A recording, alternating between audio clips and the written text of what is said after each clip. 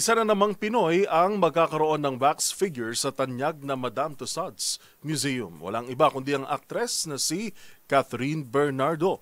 Ang isinagawang assessment kay Kath sa report ni Showbiz Angel.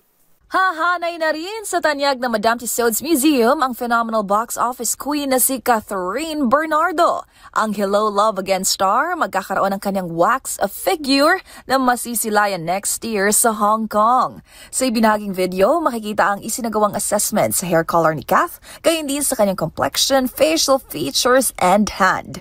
Una nga riyan, may pa-teaser ang Madame Tussauds kung saan ilang clues ang kanilang binigay, gaya ng isa raw superstar from the Philippines na nagsimula ang acting career sa edad na 7. At siya raw bida sa kauna-unahang Pinoy film na tumabo sa takilya ng mahigit 1 bilyong piso.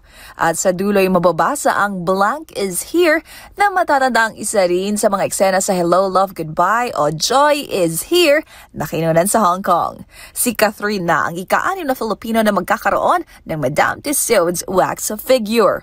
Una na riyan ay si pambansang kamao Manny Pacquiao, mga Miss Universe na sina Pia Wurtzbach at Catriona Gray, pang-apat ang Broadway diva na si Lea Salonga at ang pinakahuli ay ang actress TV host na si Ann Curtis. Para sa MBC TV Network News, ito po ang Showbiz Angel ng DZRH TV. Una sa Pilipinas, una sa Pilipino.